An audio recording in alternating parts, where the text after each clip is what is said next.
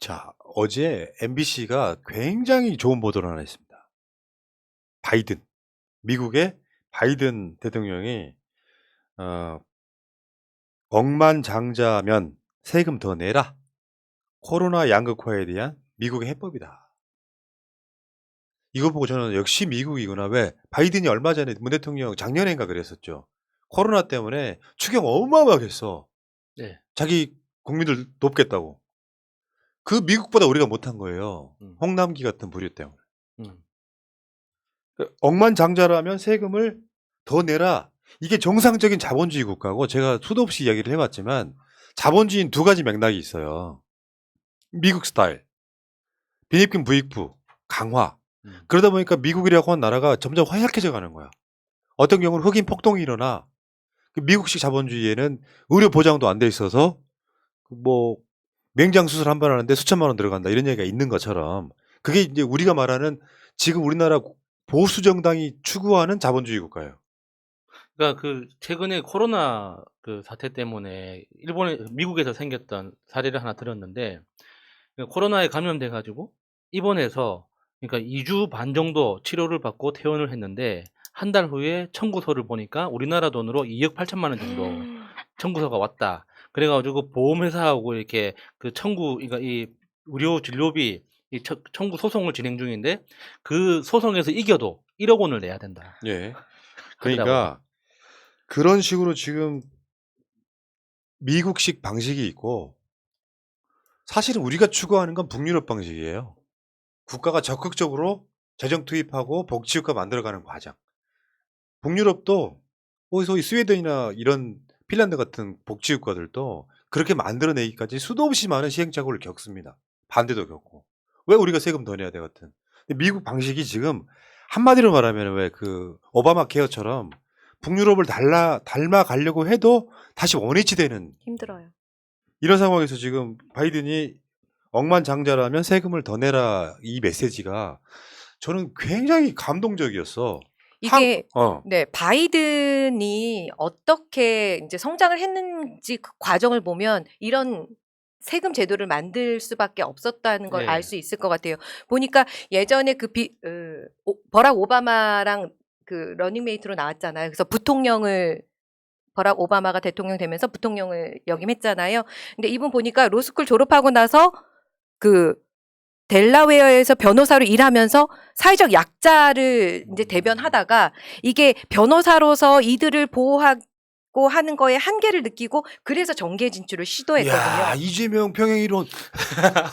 그러니까 저 이거 읽으면서 정말 이재명 그리고 문재인 대통령 이게 생각이 나는 거예요. 그런 사람이 이런 정치 철학을 가지고 이런 조세 제도를 만들 수 있는 거예요. 근데 검찰총장 출신의 대통령 당선인이 과연 어떤 정책을 낼 수 근데 있을까요? 이게 참 회의적입니다. 근데 이게 조세 정책을 만들 때 그러니까 이런 거는 좀 성공할 가능성이 있는 게 특정한 게 너무 투명하게 드러나잖아요. 그러니까 미국 기준으로 자산 규모가 1,200억 이상 정도, 우리 한화로 1,200억 이상 되는 자산가가 700명 정도라고 합니다. 그러니까 그 700명이 특정돼 있잖아요. 그 특정된 사람들만을 대상으로 이야기를 하고 그 반대편에서 그 700명 정도 되는 거부들, 그러니까는 저기 워렌 버핏으로 상징되는 그 거부들이 오랫동안 이야기해 왔습니다. 왜 미국은 소득세가 이렇게 낮냐? 부자들에 대해서 세금을 더 걷어라. 그래야지 이 미국이라는 사회가 더 지속 가능하고 건강하게 유지될 수 있다고 주장했기 때문에 이게 양측이 맞물리는 거거든요. 그러니까 우리 이번에 그 대선 패배의 뼈아픈 지점 중에 하나가 그 부자들에 대한 사회적 인식을 우리가 너무 부정적인 어떤 방향으로 유지를 시켰다는 거죠.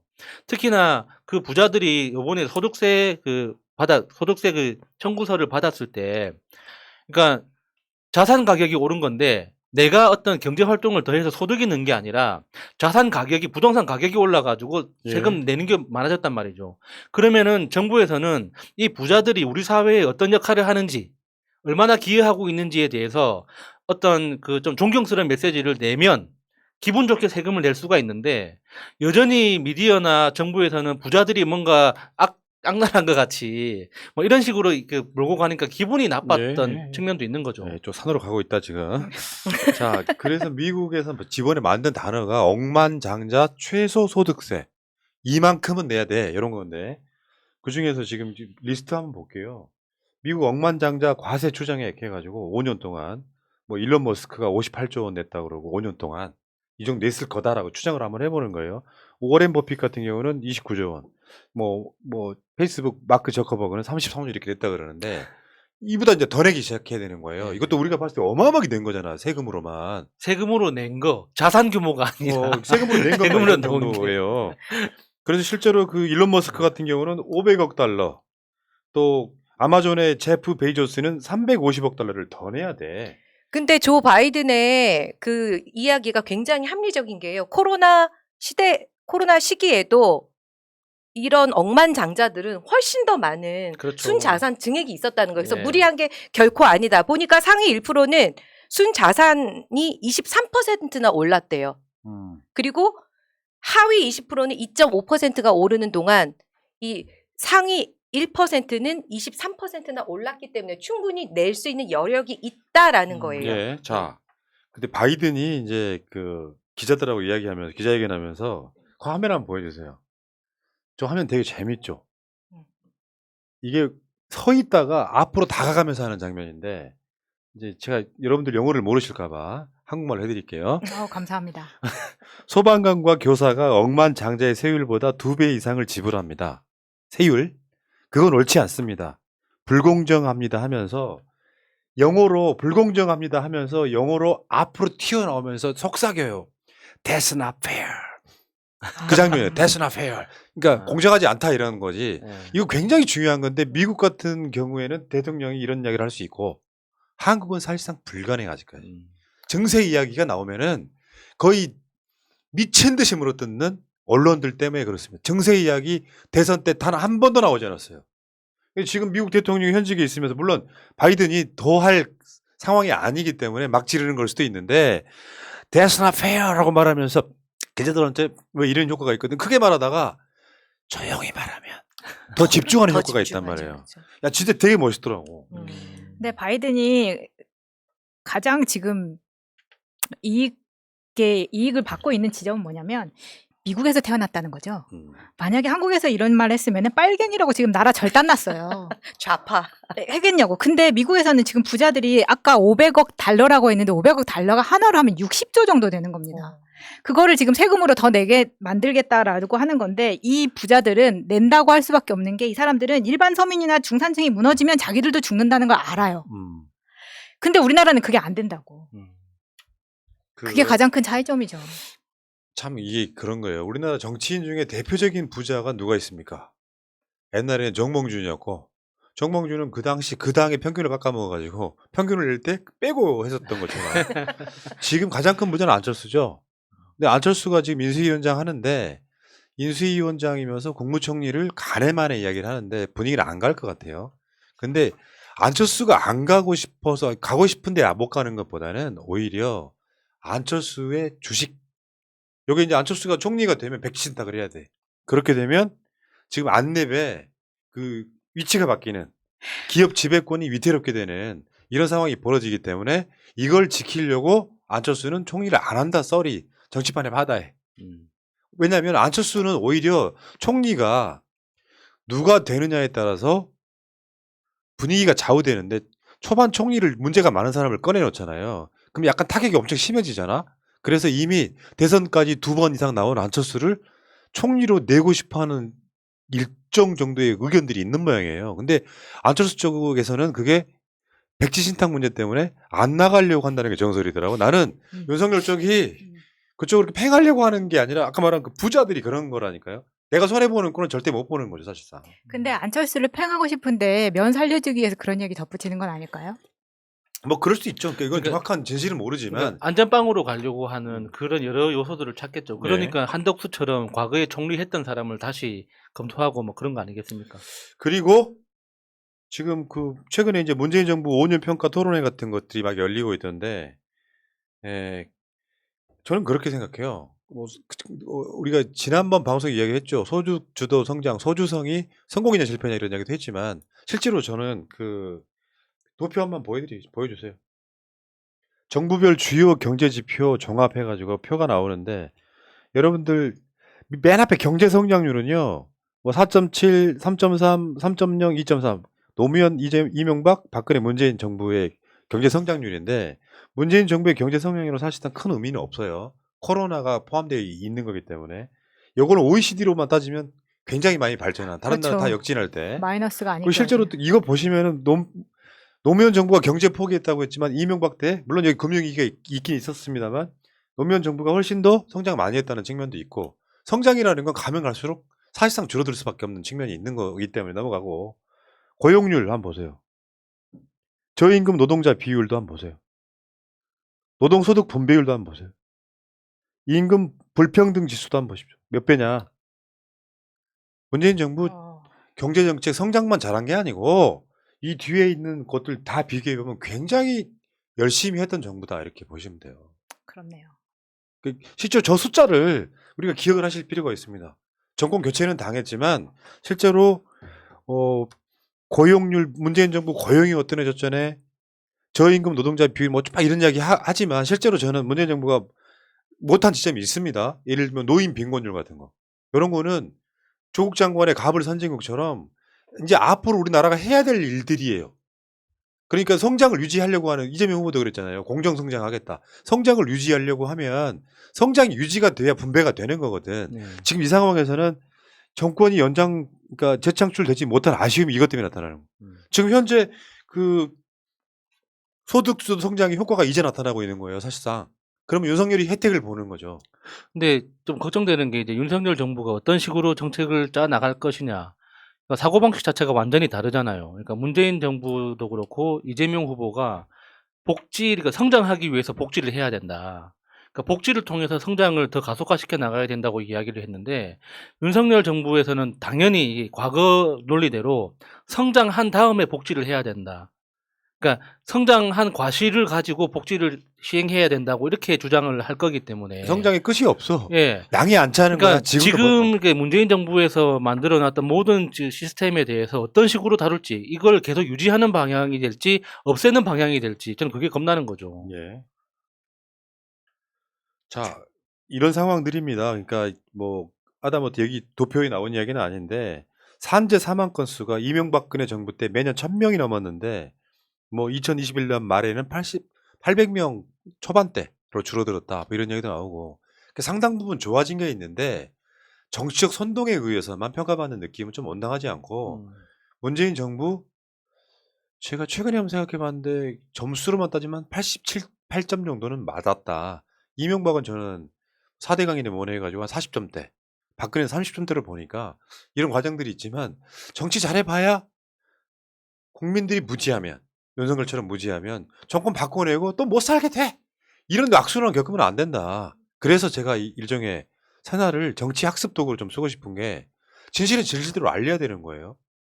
근데 지금 뭐 경제가 폭망했다는 둥, 뭐 북한에 막 조아리고 있다는 둥 말도 안 되는 가짜뉴스를 통해서 문재인 정부에 타격을 준 것이다 이렇게 보고 이재명 후보에 대해서도 악선전하면서 악마화시켰던 부분들 결국에는 24만 명을 우리가 설득 못 시켰던 이런 부분들이 좀 안타깝다 이런 생각이 좀 들고요.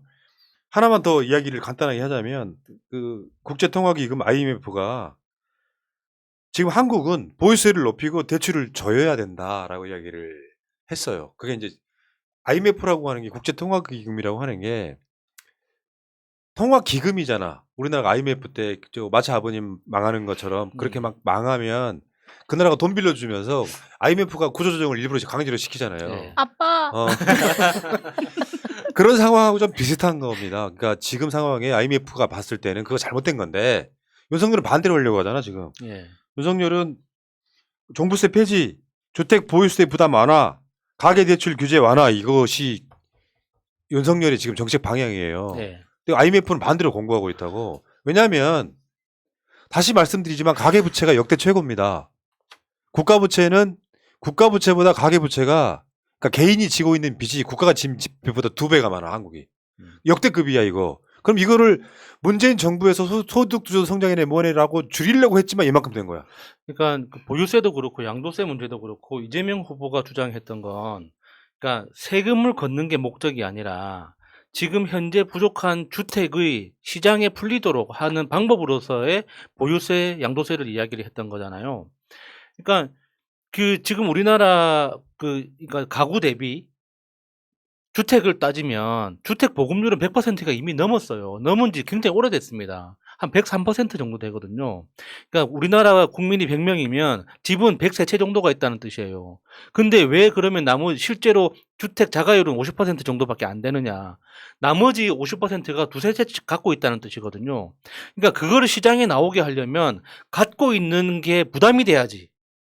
내가 갖고 그 집을 지고 있으면 손해가 되면은 당연히 시장에 내놓을 거 아닙니까? 그러면 그 자연스럽게 공급 문제가 풀리는 거예요. 양도세 문제도 양도세가 너무 높으니까 그러니까 양도세를 일시적으로 완화해줘서 작게 낮춰줘서 그러니까 주택 그 가격 상승 때문에 그 누리게 된 이익을 인정해주자.